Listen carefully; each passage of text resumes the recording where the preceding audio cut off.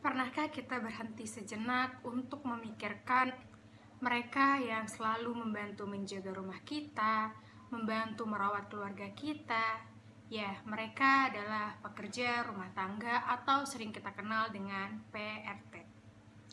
Mereka adalah tulang punggung yang tak terlihat, namun sayangnya banyak dari mereka mengalami perlakuan yang jauh dari kata manusiawi. Tidak hanya bicara soal hak mereka sebagai seorang pekerja, namun juga hak mereka sebagai seorang perempuan. Karena mayoritas mereka adalah perempuan.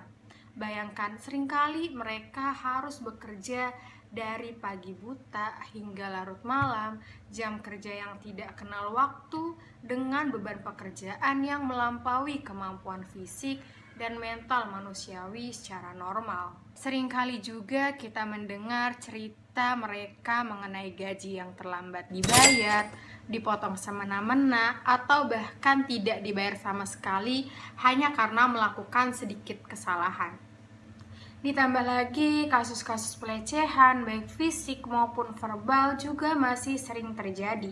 Kasus-kasus kekerasan terhadap PRT yang sering diberitakan dalam media massa adalah tanda bahwa dalam kasus tersebut PRT tidak mampu melarikan diri dari siksaan karena merasa dihantui rasa takut, tidak memiliki uang, atau tidak mengenali lingkungan tempat tinggal mereka.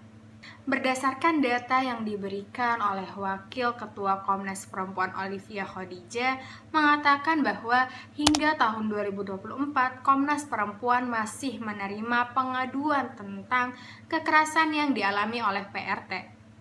Di antaranya kekerasan hingga berakhir meninggal dunia dalam kondisi yang mengenaskan, yakni ditemukan gantung diri lantaran dituduh mencuri oleh majikannya. Sebenarnya perlindungan terhadap perempuan pekerja memang sudah diatur di dalam beberapa undang-undang, yaitu Undang-Undang Nomor 13 Tahun 2003 tentang Ketenagakerjaan, terkhusus pasal 76 ayat 1 hingga ayat 4. Di mana pasal 76 berbunyi diantaranya ayat 1, pekerja atau buruh perempuan yang berumur kurang dari 18 tahun dilarang dipekerjakan antara pukul 11 malam sampai dengan pukul 7 pagi.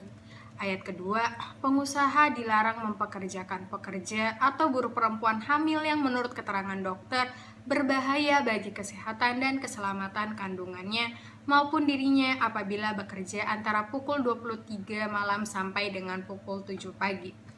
Ayat ketiga, pengusaha yang mempekerjakan pekerja atau buruh perempuan antara pukul 11 malam sampai 7 pagi wajib memberikan makanan dan minuman bergizi, menjaga kesusilaan dan keamanan selama di tempat kerja. Ayat keempat, pengusaha wajib menyediakan angkutan antar jemput bagi pekerja atau buruh perempuan yang berangkat dan pulang bekerja antara pukul 11 malam hingga jam 5 pagi. Selain itu juga terdapat di dalam Undang-Undang Nomor 23 Tahun 2004 tentang penghapusan kekerasan dalam rumah tangga, di mana di dalam pasal 2 ayat 1 huruf C mengatakan bahwa lingkup rumah tangga dalam undang-undang ini meliputi orang yang bekerja membantu rumah tangga dan menetap dalam rumah tangga tersebut.